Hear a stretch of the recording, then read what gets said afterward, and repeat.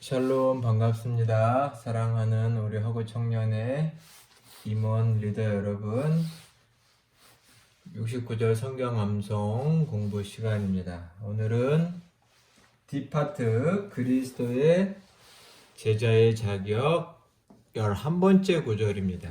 주제는 세계 비전. 다음 시간 12번째 구절까지 해서 세계 비전, 열방과 세계를 품는 비전에 대한 말씀들을 두 구절 함께 살펴보려고 합니다. 이 말씀들을 통해서 복음을 들고 땅끝까지 가고자 하는 다시금 새로운 열망과 소망이 우리 안에 싹트기를 간절히 소망합니다. 자, 오늘 살펴볼 구절은 사도행전 1장 8절의 말씀입니다. 우리 같이 한번 읽어볼까요?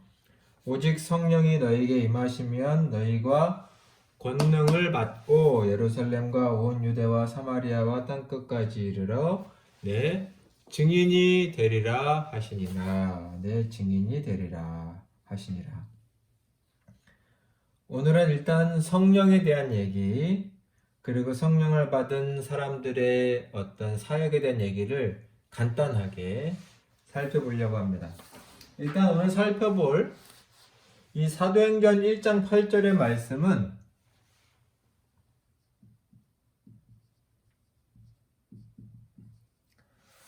사람들에 따라서 약간의 의견 다를 수 있겠지만 마치 1장 8절에는 이 사도행전에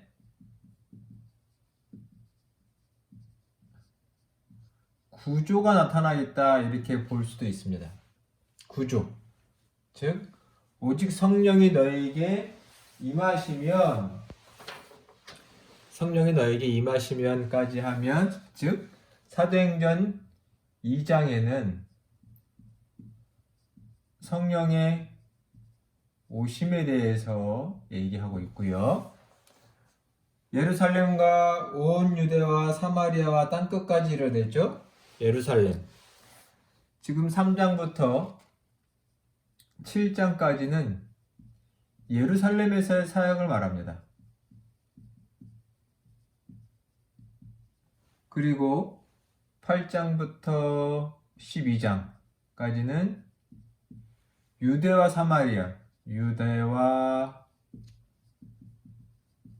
사마리아에 대해서 얘기하고 있습니다.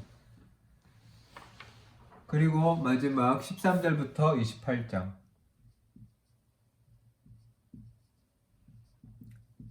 땅끝까지. 물론 이 땅끝이란 그 당시 성서가 이해하는 땅끝, 스페인 서바나라고 할 수 있겠죠.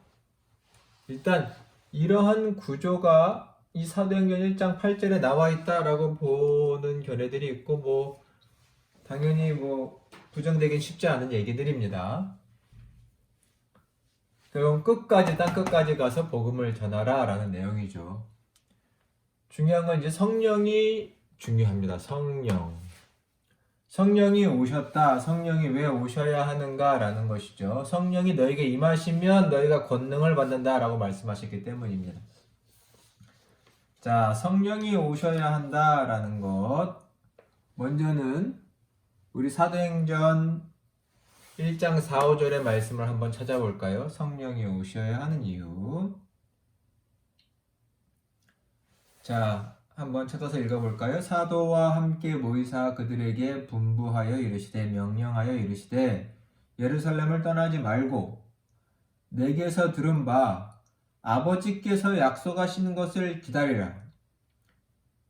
요한은 물로 세례를 베풀었으나 너희는 몇 날이 못되어 성령으로 세례를 받으리라. 그죠? 그리고 성령을 받은 다음에 이 말씀처럼 된다는 거죠.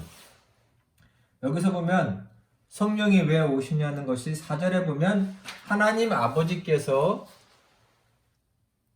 하나님의 약속이라고 되어 있습니다. 약속. 하나님께서 성령을 주시겠다고, 보내주시겠다고 약속을 하셨죠. 그래서 성령이 오시는 겁니다. 성령의 세례라고 5절에 나와 있죠. 성령이 각 사람에게 세례처럼 부어지시고 임하셔서 그들에게 권능을 주시고 증언자를 삼으시겠다라는 것이죠. 중요한 건 성령이 왜 오시나요? 하나님이 약속하신 것이기 때문입니다. 그 성령은 하나님의 약속대로 은총으로 각 사람에게 부어지고, 이것은 하나님의 먼저 우선된 약속이 있었기 때문이라는 것을 오늘 꼭 기억해 주시기 바랍니다. 인간의 공적과 노력으로 얻어진다기보단 성령은 하나님의 약속을 따라 우리에게 임하시는 하나님 자체이시다라는 것이죠. 다음 요한복음 16장 7절의 예수님의 말씀도 한번 살펴볼까요? 요한복음 16장 7절 말씀 같이 봉독할까요? 그러나 내가 너에게 실상을 말하노니, 지금 예수님이 하시는 말씀이죠. 제자들에게 내가 떠나가는 것이 너에게 유익이다. 내가 떠나가지 아니하면 보혜사, 여기 성령을 말하죠. 내가 떠나가지 아니하면 보혜사가 너에게 오시지 아니할 것이고, 만일 내가 떠나가면 내가 그를 너에게로 보내리라. 지금 예수님은 자기와 성령을 연관시켜서 말씀하시는데, 내가 가면 뭐라고 하시나요? 예수께서 성령을, 보혜사죠. 성령을 보내신다. 여기서 약속을 하고 계시죠. 이미 성령은 약속대로 오시는 것입니다. 약속대로. 그리고 그 약속이 당시 예수님의 제자들에게, 지금의 이 시대를 살고 있는 우리에게도 이 약속은 동일하게 이루어지고 있습니다. 왜 성령을 받는 것이 중요할까요? 성령은 무엇을 하실까요? 먼저는 예수님의 사역을 통해서 한번 성령이 어떤 역할을 하셨는지를 살펴보겠습니다. 자, 사도행전 10장 38절의 말씀입니다.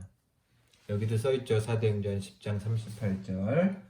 우리 같이 한번 읽어보겠습니다. 하나님이 나사렛 예수에게 성령과 능력을 기름 붓듯 하셨음에, 어노인팅이네요. 기름 붓듯 하셨음에 그가 두루 다니시며 선한 일을 행하시고 마귀에게 눌린 모든 사람을 고치시었으니 이는 하나님께서 함께 하셨음이라. 여기서 매우 중요한 사실 한 가지가 있습니다. 예수님의 거룩한 사역, 여기 보면 선한 일, 두루 다니시며 선한 일을 하시고 마귀를 내쫓으시고 병든 사람을 고치시고 천국 복음을 전하신 이 모든 하나님의 사역을 하실 때 하나님께서 무엇을 하셨죠? 하나님께서도 예수님의 공생애를 시작하시기 전에 공생애를 위해서 성령을 기름 붓듯 주셨다라는 것입니다. 성령을 주셔서, 말씀해 보니까 뭐라고 써있나요? 성령과 능력이라고 했죠. 성령과 능력, 즉 성령의 권능으로, 이 권능으로 하나님의 일을 하셨다라는 것입니다. 예수님께서도 성령의 능력으로 자신의 사역을 하셨다라는 것을 기억해야 할 것입니다. 다음 구절인 마태복음 3장 16절 말씀도 한번 볼까요? 한번 찾아보시겠어요? 마태복음 3장 16절. 예수께서 세례를 받으시고 곧 물에서 올라오실새 하늘이 열리고 하나님의 성령이 비둘기같이 내려 자기 위에 임하심을 보시더니. 지금 보면 예수님께서 요단강에서 세례자 요한에게 세례를 받으실 때의 말씀이 나오죠. 곧 세례를 받으시고 물 위에 올라오실 때 하늘이 열리고 뭐 했죠? 성령이 자기 위에 임하셨다.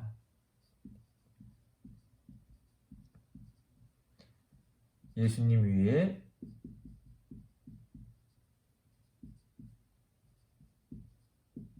임하셨다. 즉 예수님도 사역을 시작하실 때 성령을 받으셨다라는 것이죠. 즉 모든 그리스도인과 그 사역은 성령을 통하지 않고는 불가능하다. 하나님의 아들이신 예수께서도 성령과 함께 하셨다면 우리는 두말할 것이 없다는 것입니다. 그러면 우리가 성령을 받았는지 안 받았는지에 대한 증거가 필요하겠죠. 물론 성령을 받은 증거에 대해서는 너무나 많은 성경의 말씀들이 있고 사실 그 내용도 너무나 중요하고 다룰 것이 많지만 일단 오늘 말씀에서 확실히 할 수 있는 건 뭘까요? 말씀 그대로 보면 무엇인가요? 오직 성령이 너에게 임하시면 너희가 권능을 받고 성령이 임하시면 권능을 받고 그 다음 나타나는 게 뭐죠? 예루살렘과 유대와 사마리아와 땅끝까지 이르러 내 증인이 되게 하신다. 성령을 받은 사람은 그 증거가 뭐나요? 예수 그리스도의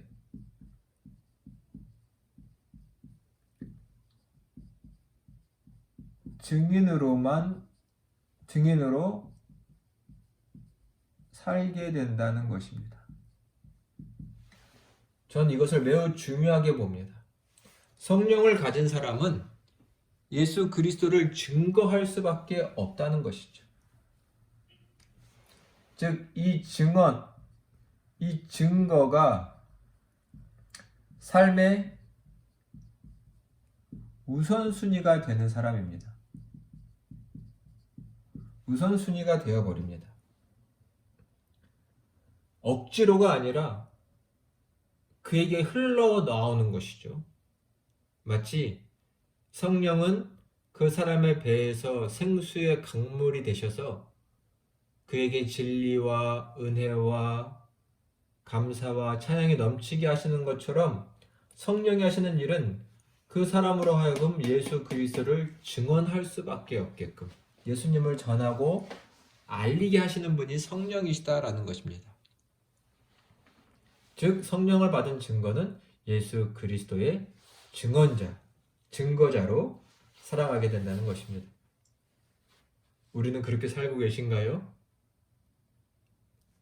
더 뜨거운 성령의 충만을 사모하시고 성령께 기도하시기를 바랍니다. 이 증언자는 당연히 증언의 내용이 있어야 합니다. 무엇을 증언해야 할까요?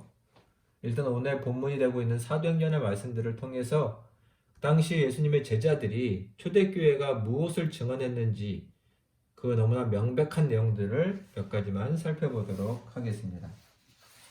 자, 사도행전 2장 32, 33절 말씀을 한번 볼까요? 당시의 사도들이 예수님의 제자들이 증언한 내용들입니다. 자, 사도행전 2장 32, 33절 32부터 33절 이 예수를 하나님이 살리신지라 우리가 이 일에 뭐예요? 증인이로다. 하나님이 오른손으로 예수를 높이심에 그가 약속하신 성령을 아버지께 받아서 너희가 보고 있는 이것을 부어주셨느니라. 지금 사도행전 2장에 보면 어떤 배경인가요? 마가의 다락방에서 예수님의 제자들이 모여서 뜨겁게 기도할 때 성령의 각 불의 혀같이 모든 기도하는 사람들에게 임하셨고 사람들이 방언을 말했죠. 사람들이 그 모습을 보고 놀랐습니다. 그때 사도 베드로가 일어나서 증언하죠. 뭐라고 증언하냐면 특별히 33절의 내용도 중요하지만 32절에 보면 이 예수를 하나님이 살리신지라. 뭔가요? 예수 그리스도의 부활을 증언하고 있습니다.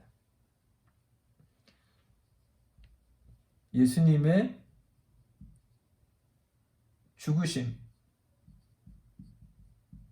그리고 이어지는 부활을 증언하고 있습니다. 이 부활을 증언한다는 것은 무엇인가요? 이것은 곧 그가 하나님의 아들이시라는 증거가 됩니다. 유대적으로 말하면 이것은 그리스도 구원자라는 내용이 되기도 하겠죠.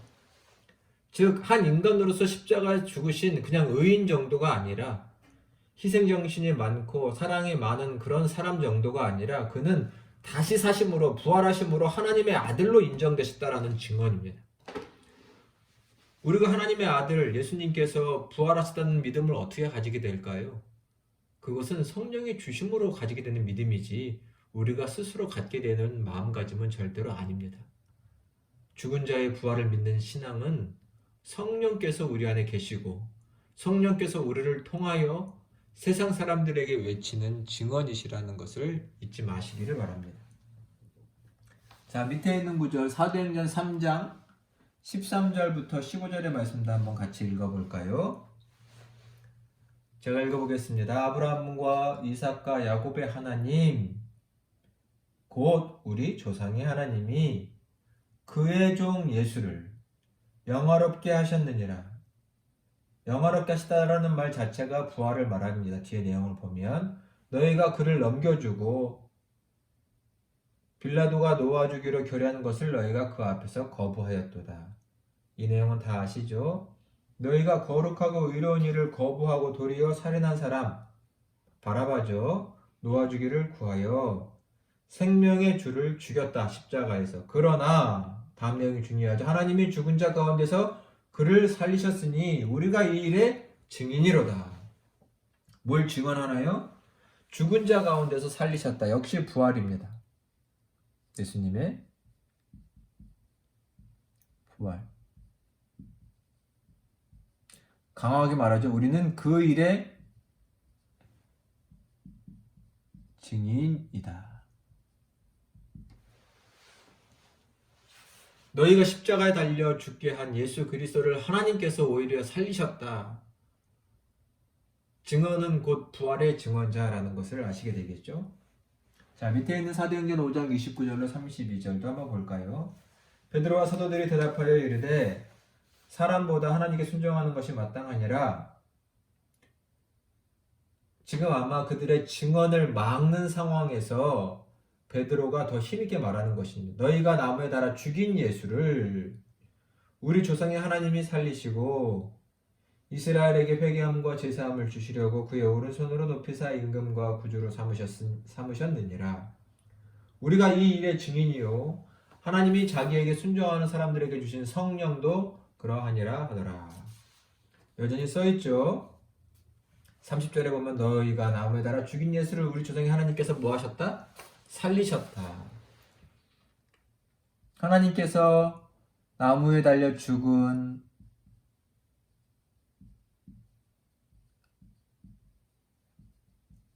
예수를 살리셨다. 우리는 그 일의 증언자이다. 초대교회는 예수님의 제자들의 메시지는 너무나 분명하고 간단했습니다. 예수께서 우리 죄를 위해 죽으시고 다시 사심으로 진실로 우리의 죄를 위해 죽으시는 것이 증명되었다라는 것입니다. 이것은 증언이죠. 이것을 캐리그마라고도 말합니다. 캐리그마는 선포죠. 설명이 아닌 선포입니다. 나는 그 일의 증언자다. 나를 통하여 우리의 증언을 통하여 그것을 믿게끔 받아들이게끔 하는 것이고 그것이 불변한 사실로 사라지지 않도록 하는 것이죠. 변증의 시대가 필요하지만 우리는 때로는 이런 증언이 필요합니다. 예수께서 다시 사셨다. 마지막 말씀 사도행전 10장 39절로 43절의 말씀도 한번 볼까요? 우리는 유대인의 땅과 예루살렘에서 그가 행하신 모든 일의 증인이라. 그들이 나무에 달아 죽였으나 하나님이 사흘 만에 다시 살리사 나타내시되 모든 백성이 하신 것이 아니요 오직 미리 택하신 증인 곧 죽은 자 가운데서 부활하신 후 그를 모시고 음식을 먹은 우리에게 하신 것이라. 예수님의 제자들을 말하죠. 우리에게 명하사 백성에게 전도하되 하나님의 살아있는 자와 죽은 자의 재판장으로 정하신 자가 곧 이 사람이라는 것을 증언하게 하셨고 그에 대하여 모든 선지자도 증언하되 그를 믿는 사람들이 다 그의 이름을 힘입어 죄사함을 받는다 하였느니라. 조금 더 앞선 말씀드려보다 내용이 풍성하죠. 일단 뭔가요? 40절에 30절에 40절에 보니까 39, 40절에 보니까 그들이 나무에 달아 예수님을 죽였으나 40절 하나님이 사흘 만에 다시 살리사 3일 만에 부활하게 하셨다라는 것이죠. 일단 이 내용이 하나 있죠.